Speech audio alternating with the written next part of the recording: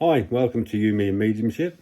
Tonight I'm going to talk about the dreaded skeptics out there. I say dreaded, they're not really that dreaded because obviously, like most things, there's always has to be a balance. So light and dark, mediumship and skeptics, unfortunately, but that's the way it goes. So I'm just going to talk about a bit about how to deal with that side of things because sometimes it can be very demoralizing. It can put you right off doing what you're doing, and it's difficult sometimes, like I said, to deal with that. And obviously you need to be in a position to deal with it. And I guess top of the list really of things to do is take no notice at all, but always be pleasant and polite and walk away. I guess that's probably one of the easiest ways of dealing with that. But it's important also that you don't set yourself up to be flattened by a skeptic. So as long as you work honestly and you work from the heart and you work accurately, then obviously you won't get any problems then. The best messages in the world will still get pulled apart. It happens. I'm sorry to be a little negative with this, but it's something we probably all have to face at some point during the demonstrations. Not so much in the churches, obviously, because people come along tend to be or lean towards believing in mediumship and the spirit, and obviously that's very nice, that's a lovely thing. But when you're out there in the public domain, if you like, then you will get cross-questioned. There are people that make a living out of pulling mediums apart, really. And unfortunately, that's the way of the world. So we have to, like I've said before, really have the skin of a rhino sometimes. I think mine's getting a bit that way. But yeah, we unfortunately have to face the fact that they're out there. So first of all, like I said, if you need to work honestly, you need to be aware that it's important that you get that strong connection, that you work with that strong connection, and you do not question. You know, we all, obviously, whilst we're giving demonstrations, we have to, in a sense, ask a question if something is correct. We need that validation. It helps build that connection, and as we go along with the reading, there are a number of questions we tend to naturally ask.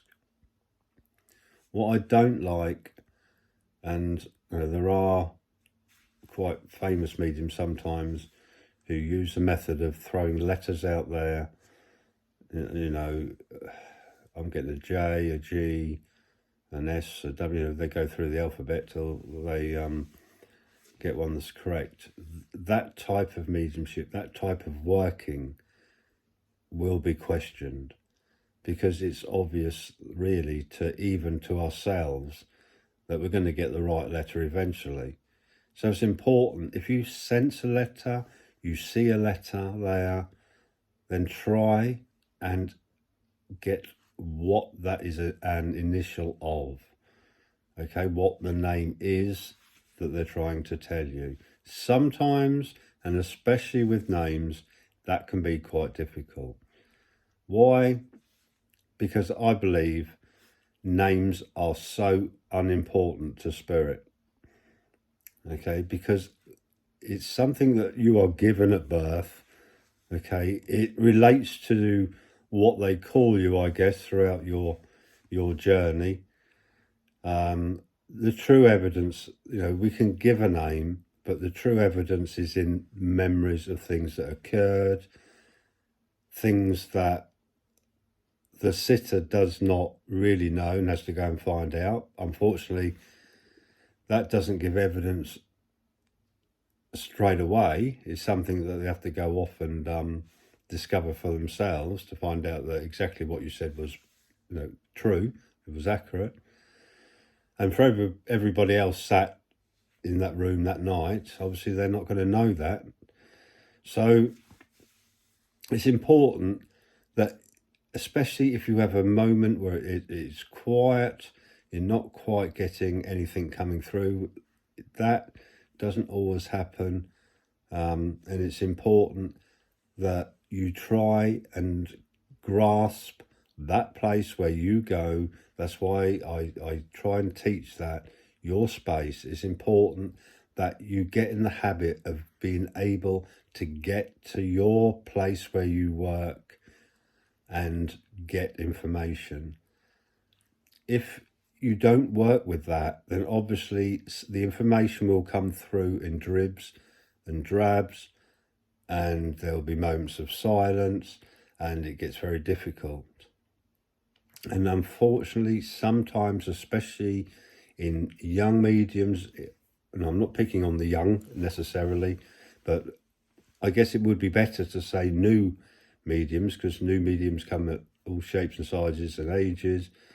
But sometimes they will use a fill-in to try, whilst they're trying to reconnect, they'll use something to fill in. And that is something skeptics will grasp. They will know what you're doing and make it your life quite difficult. So work as hard as you can on going to your place where you hear or you get your communication, your images, you sense those words, you sense the personality of that energy. Get used to doing that quite smoothly, if you like, so you back and forth quite smoothly, so you can keep feeding that information through. So, you know, the best mediums in the world have their skeptics. That's without any doubt. You know, we can read all about what the skeptics say on the internet, and we are only human. We do have evenings where we may struggle a little bit. We might feel under the weather. And it really, you know, if you are ill, the best thing to do, if possible, especially if you're doing a church demonstration, is to ask for somebody to step in for you, rather than stand there struggling because you're full of cold, you don't feel well. The best thing you can do is to pass that evening over to someone else to take for you. Because like I said, you know, it can be very difficult, and the skeptics will love it if you stand there and struggle. Now, logically for me, any person who goes up on a stage, wherever, okay, without a script, trying to get information from the souls that have passed, okay, not knowing what will happen, not knowing what's going to come through, it's logical for me for them to be true, honest souls. For the simple reason, who would do that? You know, really, if you think about it, who in their right minds would go up, stand in front of sometimes 10, 20, 30, 40 people on occasions? It can be 100 plus. You know, I've done evenings of 100 plus people that I love the energy. I love evenings like that. But who would logically stand up there without a script or anything, not knowing what's going to happen, if they were not honest, true people who have that belief and passion of spirit, knowing that spirit will be there? So who, without that ability, would put themselves, you know, without the ability of mediumship, put themselves in that situation? There are very few that would do that, if any. Now, I admire fledglings who go up there, who are learning the trade, if you like. It takes a lot of courage, and I admire them for that. And it's important that we support people really who are new, who are doing their first evening of mediumship. We need to be able to support them and guide them and help them along. And sometimes, sadly, the opposite happens. Sadly, sometimes, you know, they're pulled apart, and that is tragic in my eyes. There's two types of medium in my eyes, really.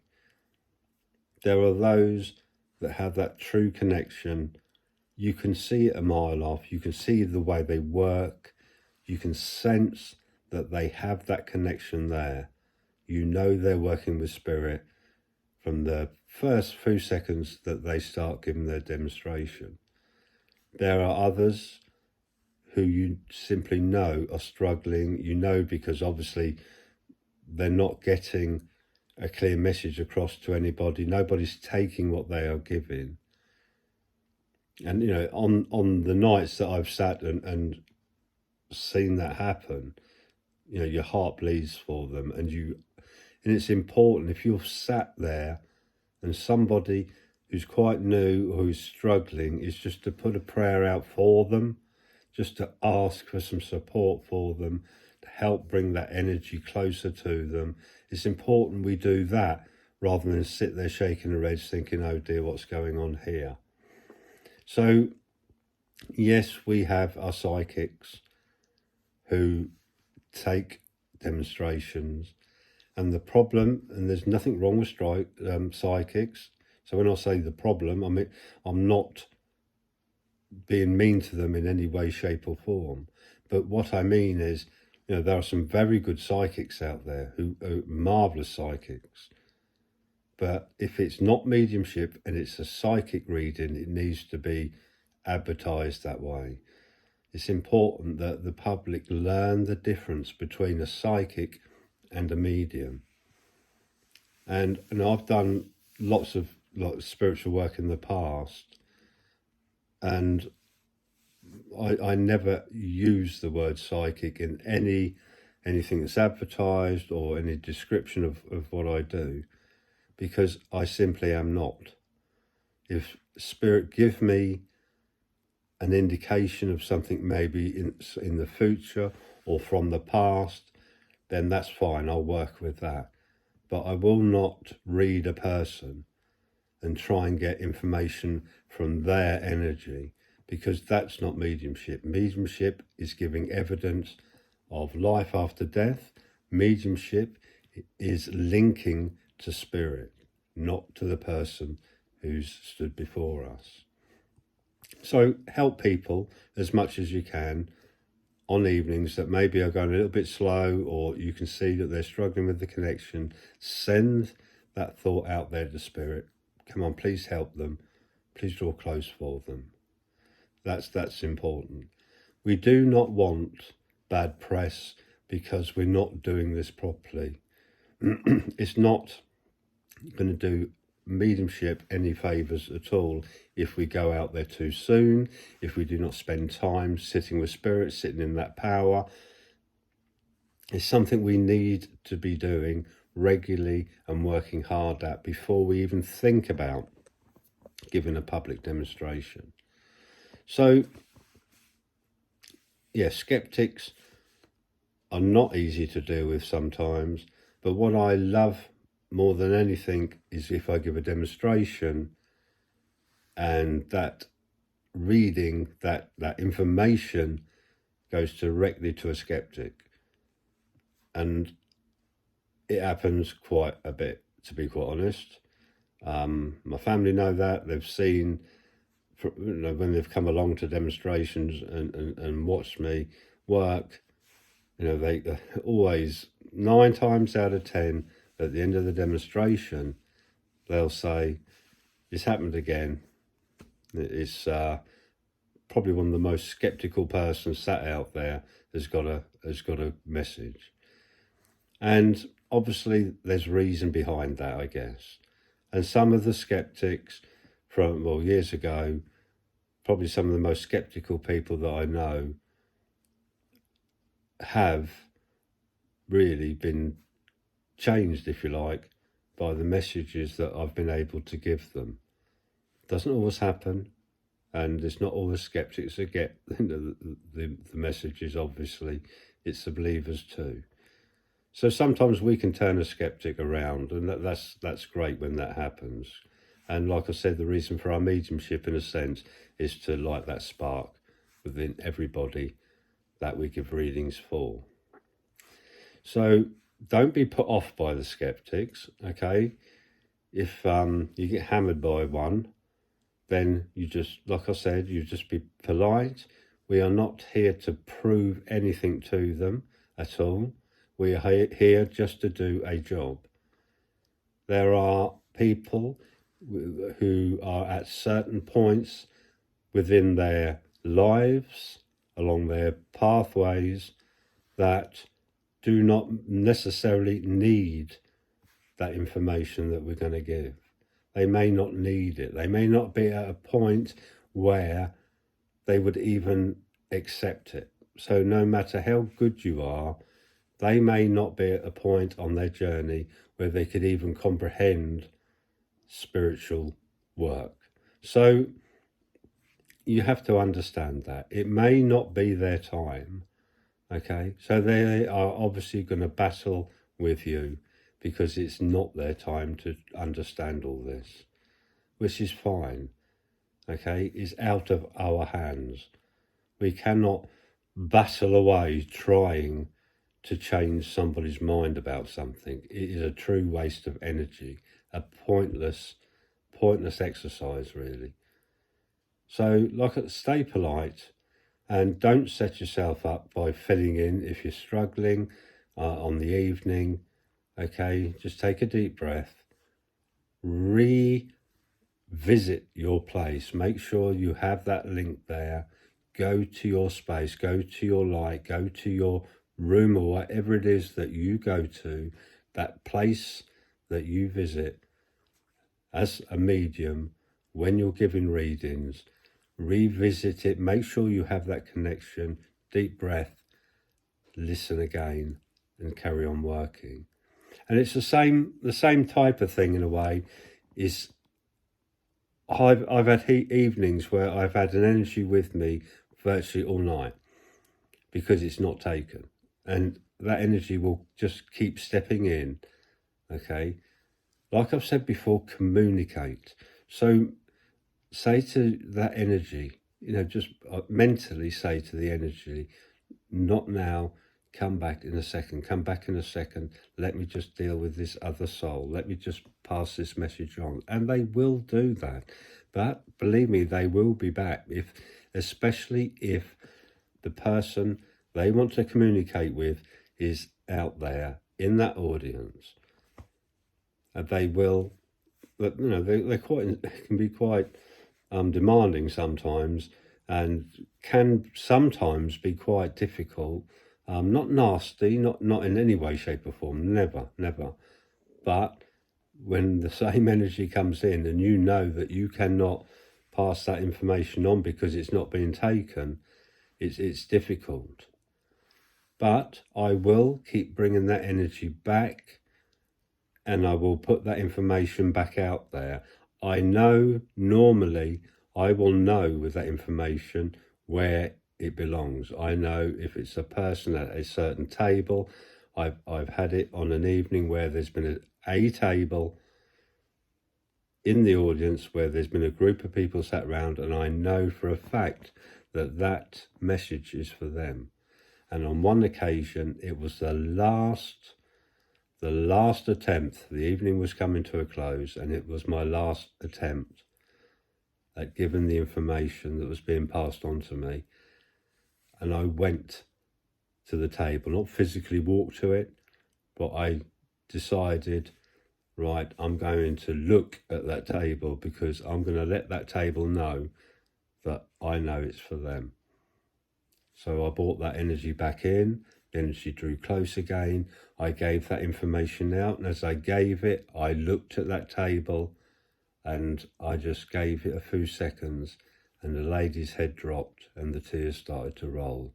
She just hadn't got the strength at that moment in time to be able to take that information and work with me. But right at the end she did, and it was the evidence was, it was just something else. It was beautiful. It made a world of difference to her.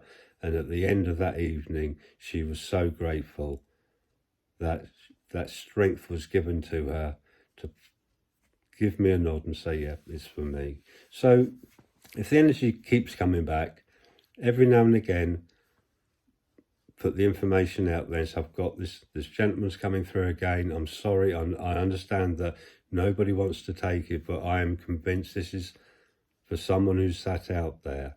And no, it was earlier on in the evening. I knew it was for that table, but I didn't want to put too much pressure on them. So I wasn't sure the reason why they didn't want to take it at that moment in time. But right at the end, I just gave one last ditch effort, and I've just went to the table and I didn't, like I said, physically go. I just looked at them, and then it was taken. So yeah, it's worth working with and keep going sometimes. So yeah, don't let the skeptics put you off. Don't worry about what they say about you. I've had it a lot with demonstrations. Oh, he must have looked them all up on Facebook, even though you have no idea who's going to turn up that night. It could have been anybody from anywhere. So it would have took me quite a bit of time, I think. And it's rubbish sometimes what they come out with. It really is astounding what they will come out with to disprove what you're doing. But at the end of the day, we don't care, because we have that truth, we understand that truth, and we work with it. So just keep going. Let them say what they're going to say. Stay being that love and light that you are, and all will be well. So I wish you all the best. Have a lovely evening. Please like and subscribe. Please pop over to Patreon if you're interested in a one-to-one development class or meeting like that. If you want some help with anything, it'd be great. I'll put the link to my Patreon in the description, and I'll speak to you all very soon. Like I said, please like and subscribe. Take care. It's Friday night here, so have a lovely weekend, and I wish you all the best. Bye for now.